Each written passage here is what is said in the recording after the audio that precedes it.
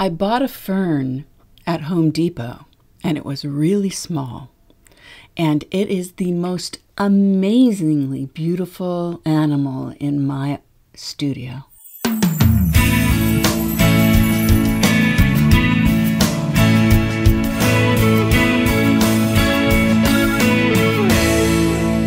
I know everyone is probably really tired of all the shit that's happening in the world right now, like waiting for the meteor to strike, but it hasn't. And I thought before I watched the debate tonight that I would talk about something that I love and that I'm very good at, and I have no idea why. I have right now this fern. And you know how hard it is to grow a fern, right? It's like everybody wants a Boston fern, and they put them and they buy them really big and gorgeous, and they hang them in the corner of their home, or they put them on a beautiful table, and then they die because nobody knows how to take care of a fern the right way. I'm not sure that I know how to take care of them. I just think that I am so much intuitive to nature that as a Pisces, I'm like have this weird intuition, and I'm very intuitive to nature. Like I know when I have to go in my big massive backyard and talk to my little roses that are like going or suffering back here, or my jasmine that is really flourishing because I trusted it would one day, and it's just going across the fence, as are my other jasmines that are like so huge. I mean, if you could see my backyard, it's gigantic. And I have this long fence that I planted these little tiny jasmine plants, I would say 3.5 years ago.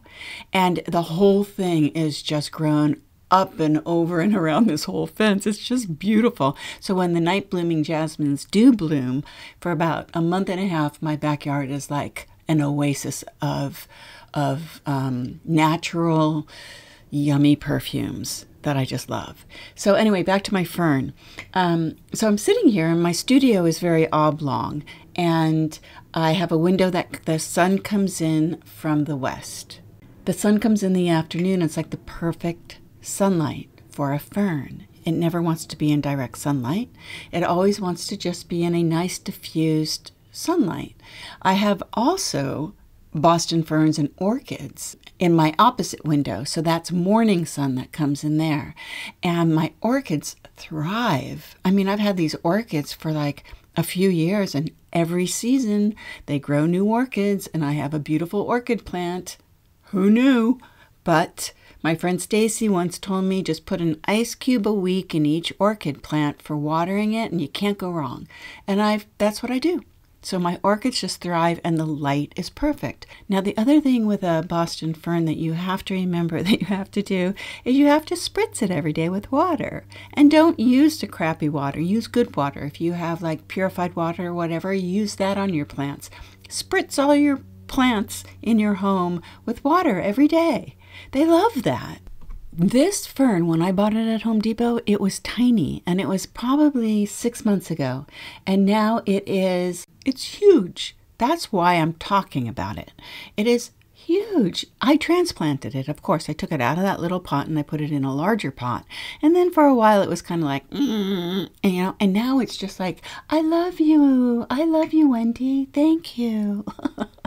Kind of like the other plants I have in my living room that were just these tiny plants that are now so big, I have a feeling I need to take them outside. So how do you, deal with your plants? Is that the question? Is that the moral of this? Or is this just me talking about plants because I am so anxious about everything that's happening in the world? I need to just talk about the thing I connect with in the world, and that is nature. Just plain old nature.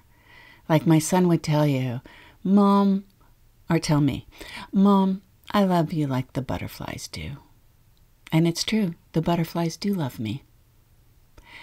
I hope you're healthy, staying safe, and keep listening. I'll talk to you tomorrow. WendyCooper.com, Wendy with an I. Send me an email. And share. Listen to the other 95 episodes. If this is your first episode, make sure to check out the other 95. Talk to you tomorrow.